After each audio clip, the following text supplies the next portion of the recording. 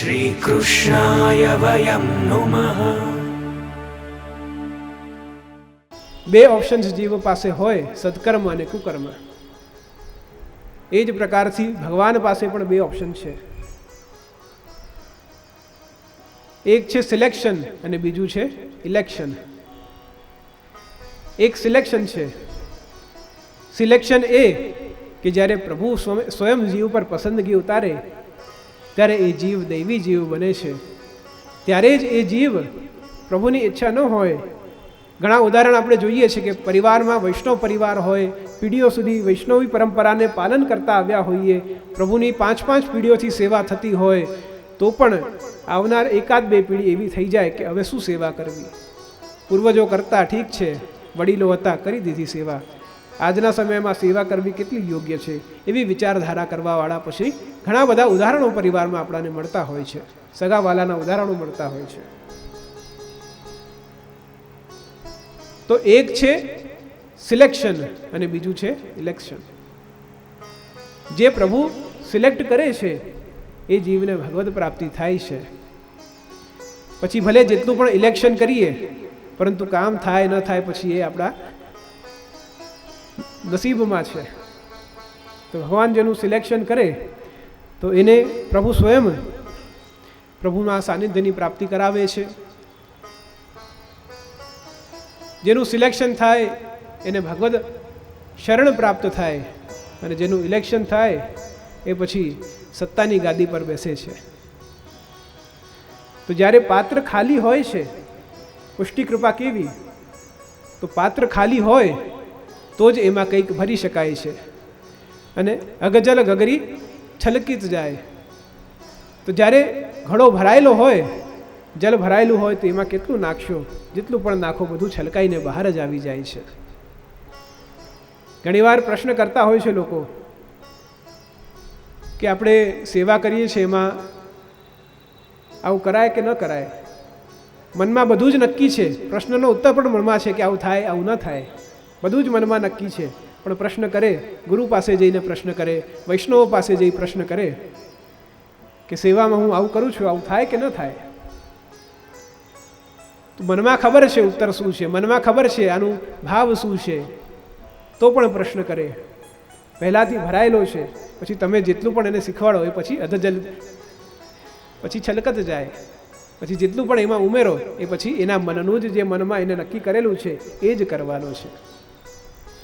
તો પાત્ર જ્યારે ખાલી હશે ત્યારે જ ભગવદ રસ એમાં આપણે પ્રાપ્ત થઈ શકશે, ગ્રહણ થઈ શકશે.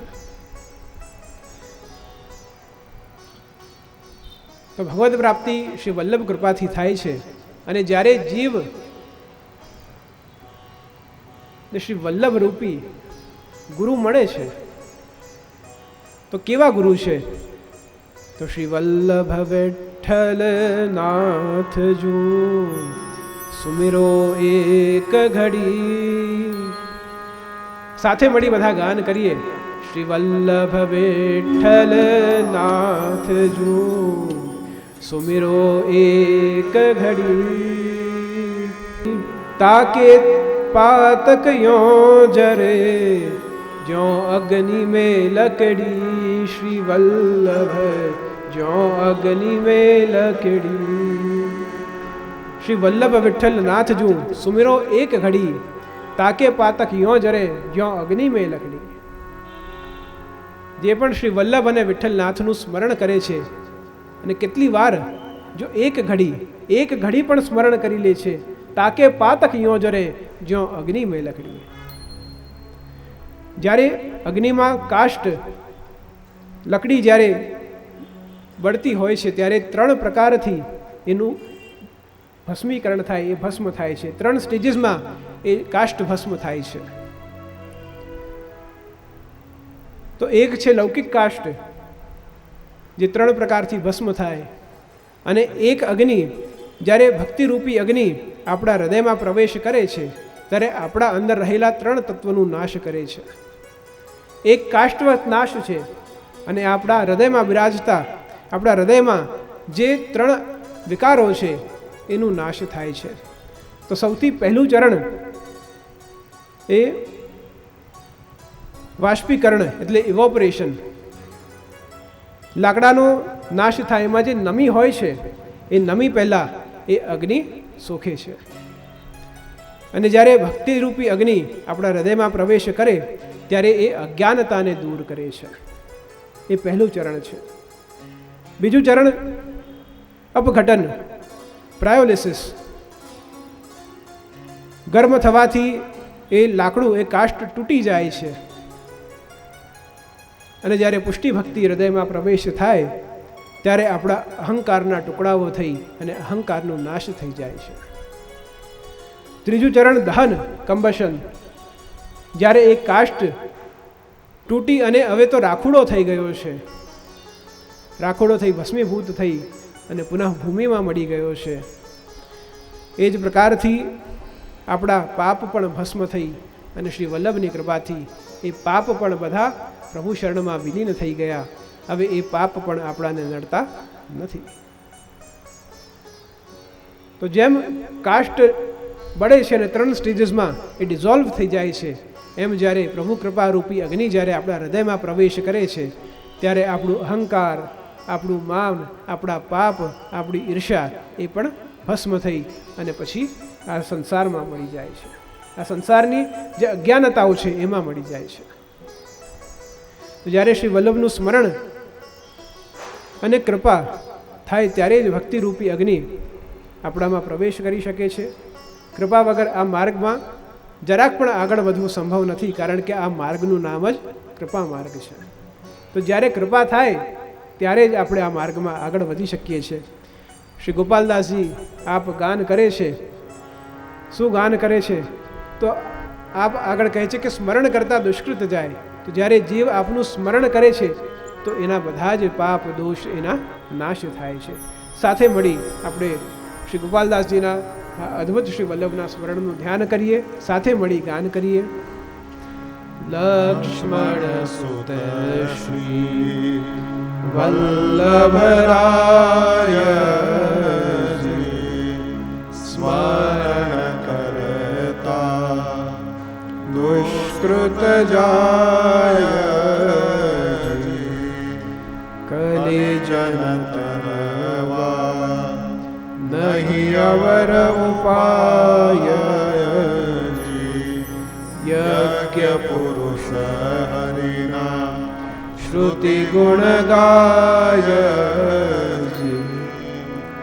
ગાય શ્રુતિ ગુણ રૂપ અહર્નિશ ધરી ધ્યાન વિચાર આનંદ રૂપ રૂપ સુંદર પામે નહીં કોઈ પાર પ્રાણપતિ પ્રાગટ્ય કારણ કાયિક કહું મતિ મંદ હર સુર વિધાતા નવલ હે સાક્ષાત બ્રહ્માનંદ હર સુર વિધાતા નવલ હે સાક્ષાત બ્રહ્માનંદ હર સુર વિધાતા નવલ હે સાક્ષાત બ્રહ્માનંદ.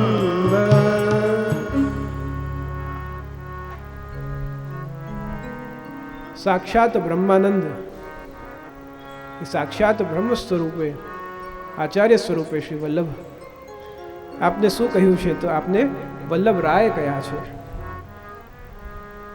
રાય એટલે કે રાજા, આચાર્યોના જે રાજા એવા શ્રી વલ્લભ છે.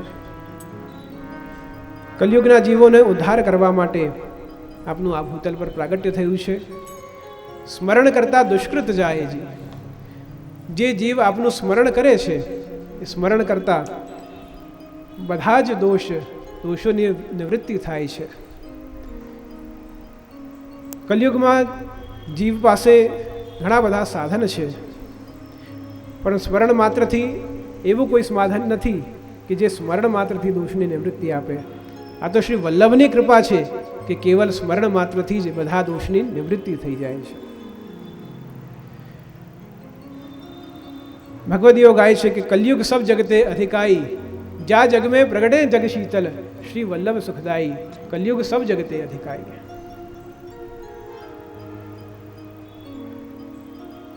જેમ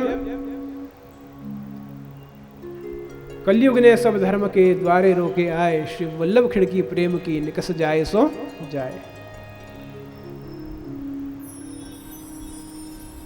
आ संसार केवुं छे के कलयुग धर्मना, सेवाना, सद्भावना जे पण कोईक विचार करे, प्रयास करे,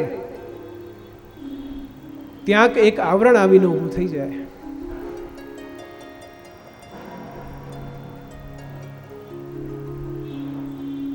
लेखक खूब सुंदर लखे छे कि જ્યારે જીવ ભગવદ સેવામાં માર્ગ પર આગળ જાય છે ત્યારે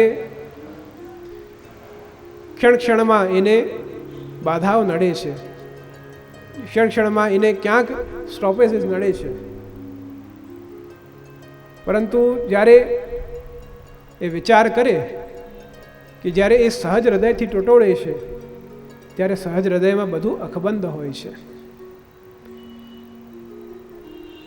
સંસારમાં ઘણા બધા એવા પ્રકલ્પ આવશે, ઘણા બધા એવી પરિસ્થિતિઓ આવશે કે જ્યાં ભગવદ સેવા માટે, સદભાવ માટે ક્યાંક આપણું મન, ક્યાંક આપણા પરિવાર, ક્યાંક આપણી સંગતો એ આપણાને રોકતી હોય છે, પરંતુ સહજ હૃદય ટટોળ્યું તો બધું અકબંધ છે।